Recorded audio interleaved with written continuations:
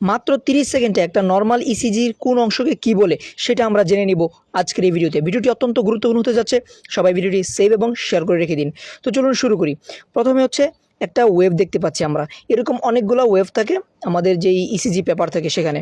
তো প্রথমে হচ্ছে ওয়েভের মধ্যে যে এরকম একটা চিহ্ন, এটা হচ্ছে পি ওয়েভ, কি বলে পি ওয়েভ। তারপর হচ্ছে কিউ, এই অংশটা হচ্ছে কি কিউ। তারপরে উপরে হচ্ছে আর, তারপরে নিচের যে অংশটা মাথা এইটা হচ্ছে এস, আর এই অংশটা হচ্ছে টি। P Q R S T এভাবে হচ্ছে যায়। এখন পি পি থেকে আর পর্যন্ত, এই যে আর এর মাথা, তো পি থেকে আর পর্যন্ত হচ্ছে পি আর ইন্টারভাল, মানে এটার দূরত্বটা, ঠিক আছে। আর এই যে এই অংশ থেকে এই অংশ পর্যন্ত পি এবং আর এর মধ্যবর্তী যে অংশটা ফাঁকা অংশ, এটা হচ্ছে P R segment, P R segment. তারপরে আসি যে কিউআরএস কমপ্লেক্স। কিউআরএক্স কমপ্লেক্স কোন জায়গা থেকে?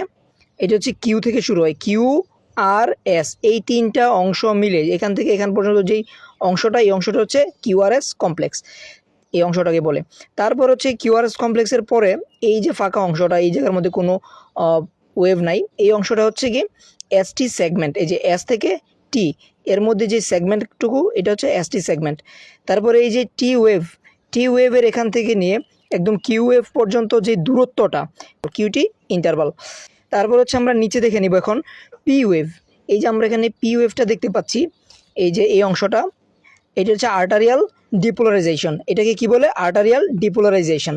তারপরে হচ্ছে এই যে পি আর সেগমেন্টটা দেখতে পাচ্ছি, এই যে পি আর সেগমেন্ট, এই যে আমরা এই অংশটার মধ্যে দেখলাম, এই পি আর সেগমেন্টটা হচ্ছে কি ডিলে এট অ্যাভি নোড, ডিলে এট অ্যাট্রিও ভেন্ট্রিকুলার নোড, ঠিক আছে। তারপর হচ্ছে ভেন্ট্রিকুলার ডিপোলারাইজেশন, এটা কোন অংশকে বলে? QRS complex. এই যে কিউআরএস কমপ্লেক্স, ঠিক আছে, এই অংশটা, এই অংশটাকে কি বলে? Ventricular depolarisation. এখন আরেকটা হচ্ছে ভেন্ট্রিকুলার রিপোলারাইজেশন। এইটা কোনটা?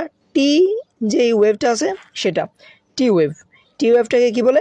Ventricular repolarization. তারপরে আসি যে নো ইলেকট্রিক্যাল অ্যাক্টিভিটি। একটা সম্পূর্ণ যেই রিদম, এই রিদমটা বা এই ওয়েভটা শেষ হওয়ার পরে একটু পজ নেই এই অংশটাতে, কিনে একটু পজ নেওয়ার পরে আরেকটা এরকম P Q R S T এরকম আরেকটা ওয়েভ তৈরি হয়। সে ওয়েভ তৈরি হওয়ার মধ্যবর্তী যে সময়টা, এই যে এখানে কোনো ইলেকট্রিক্যাল সিগন্যাল থাকে না, এটাকে বলে নো ইলেকট্রিক্যাল অ্যাক্টিভিটি বা আইসো ইলেকট্রিক লাইন, ঠিক আছে, আইসো ইলেকট্রিক লাইন। তো আমরা আজকে জেনে নিলাম একটা নর্মাল ইসিজি এর কোন অংশকে কি বলে। ভিডিওটি ভালো লাগলে আপনারা শেয়ার করে দিবেন। ধন্যবাদ সবাইকে, আসসালামু আলাইকুম।